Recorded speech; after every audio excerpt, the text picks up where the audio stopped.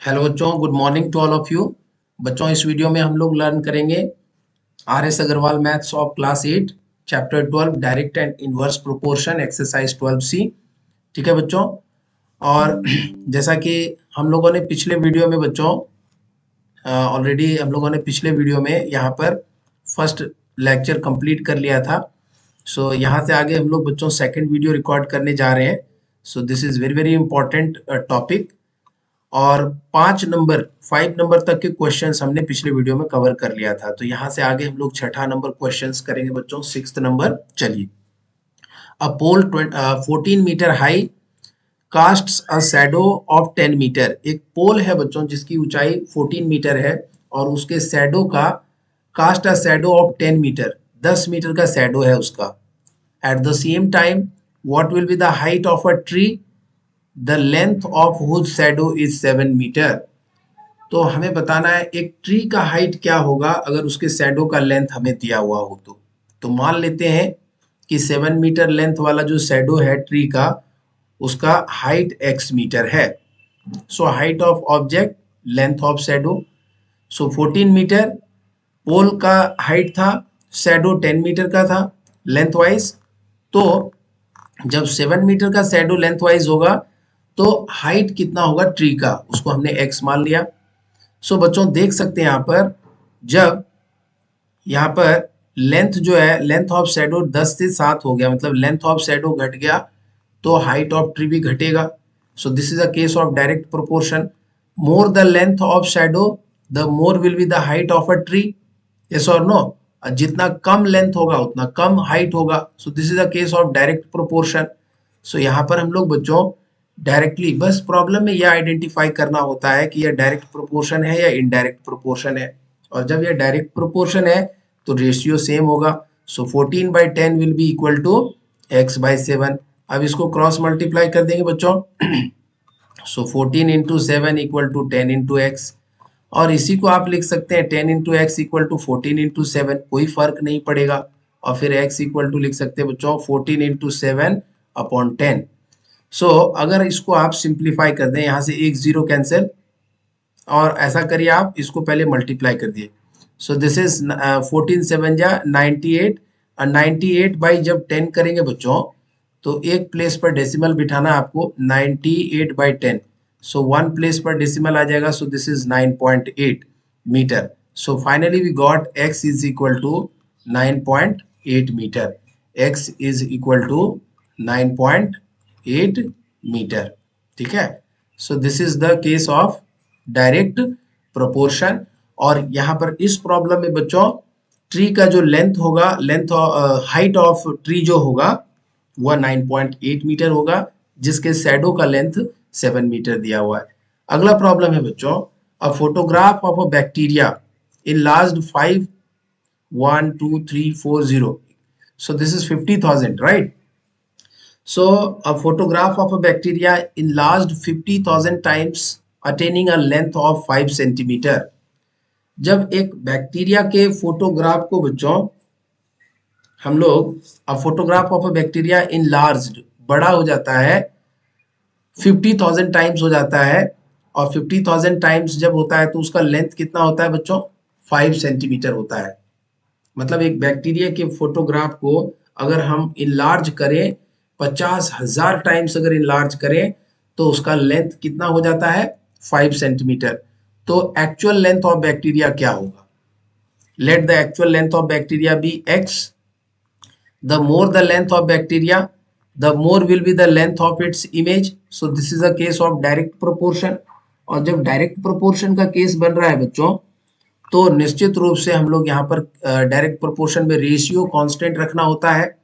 तो जब जब यह बच्चों x लेंथ का है उस वक्त हम लोग इसको यूनिटी मान लेते हैं बच्चों। कितना यह मैग्नीफाई हुआ है या कितना इनलार्ज हुआ है, यह यूनिटी है।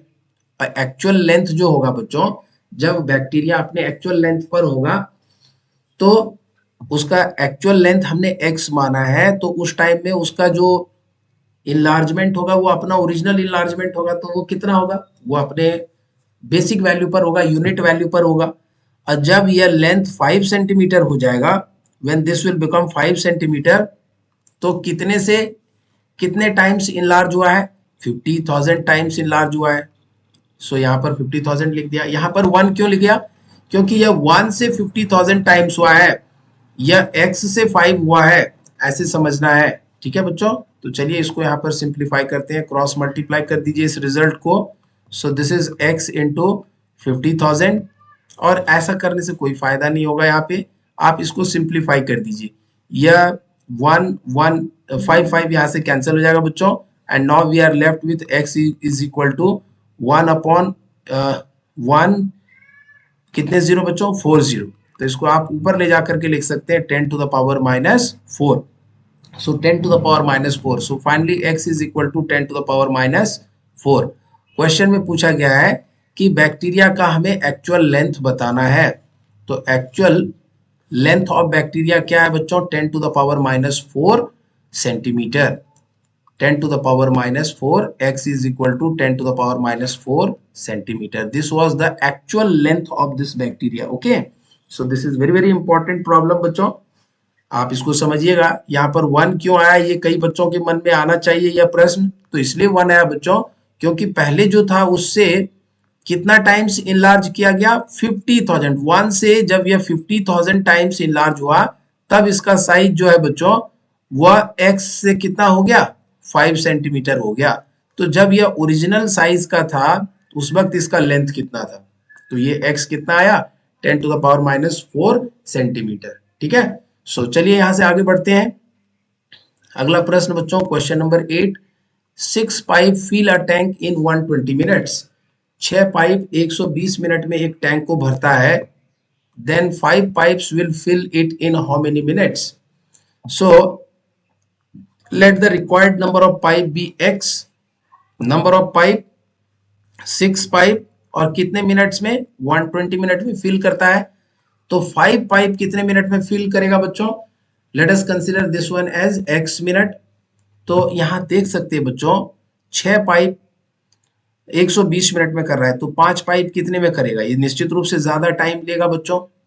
पाइप घट गया तो टाइम बढ़ जाएगा।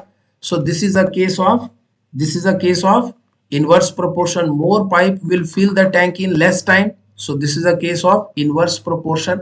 और जब inverse proportion का केस बन गया बच्चों, तो inverse proportion में क्या करते हैं, ये जो है यहाँ पर 6 इंटू 120 की जो वैल्यू होगी बच्चों, यहाँ रेशियो नहीं लेते हैं, यहाँ पर मल्टीप्लाई करते हैं। ठीक है, सो इसको बच्चों यहाँ पर आसानी से हम लोग 6 into 120 is equal to 5 into x, और फिर यहां से लिख सकते हैं बच्चों 6 इंटू 120 अपॉन 5, और फिर 5 के टेबल में बच्चों यह 120 कितनी बार में आएगा?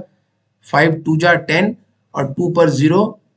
सो यह 5 के टेबल में यहाँ पर आ रहा है क्या? इसको एक बार चेक करना है। 120, यस, 5 2 जा 10 और 2 के 0 में 2 पे पावर 0, तो 5 4 जा 20। सो 6 इंटू 24, इसको अगर मल्टीप्लाई कर दे बच्चों, सो 24 इंटू 6, सो 6 4 जा 24 एंड 6 2 जा 12, 12 plus 2 144। So this is 144। So x की वैल्यू आ गई बच्चों यहाँ पे 144 मिनट्स। ठीक है, सो कितने टाइम में 5 पाइप टैंक को फिल कर देगा बच्चों? 144 मिनट्स में। देखिए 6 पाइप 120 मिनट में कर रहा था, और अब 5 पाइप जो है वो ज्यादा समय ले रहा है, 144 मिनट्स ले रहा है। क्यों? क्योंकि पाइप की संख्या घट गई, तो टैंक को फिल करने में अब ज्यादा समय लगेगा। ठीक है बच्चों, so this problem was the case of inverse proportion. आगे बढ़ेंगे बच्चों।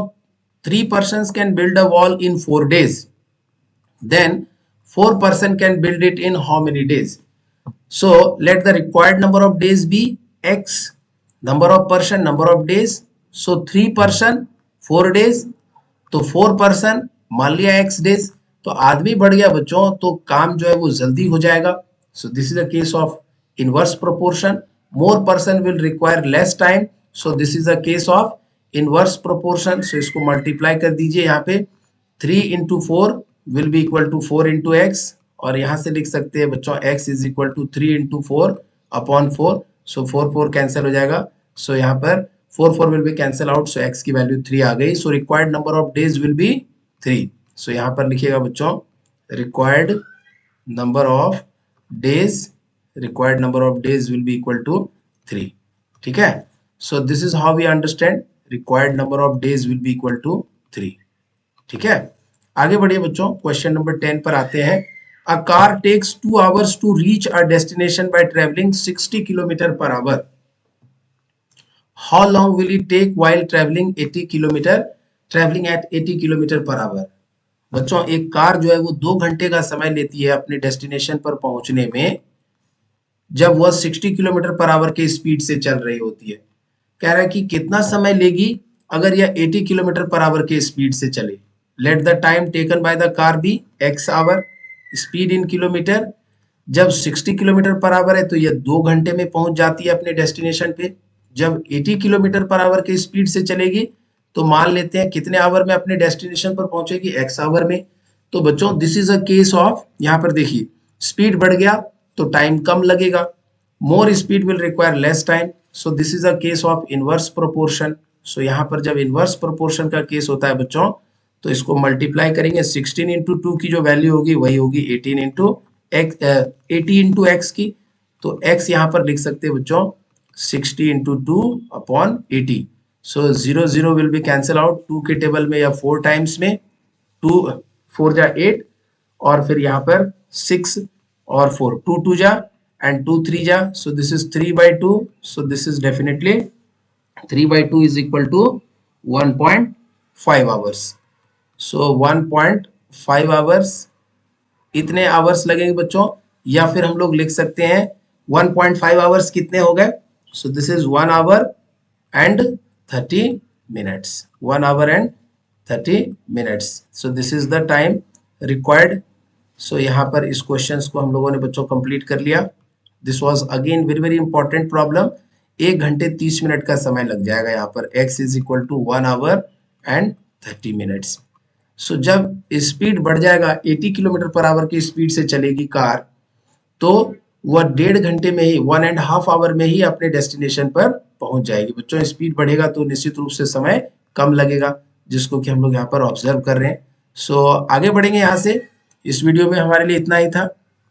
ठीक है, यहाँ से आगे हम लोगों का जो कॉन्सेप्ट है बच्चों, इस एक्सरसाइज में हम लोगों के पास 10 प्रॉब्लम्स था. हमने 10 प्रॉब्लम्स कवर कर लिया. इस वीडियो में भी 5 प्रॉब्लम्स है, तो आप इसको अच्छे से वॉच करिए बच्चों, लर्न करिए और मिलते हैं अगले वीडियो में. Thank you.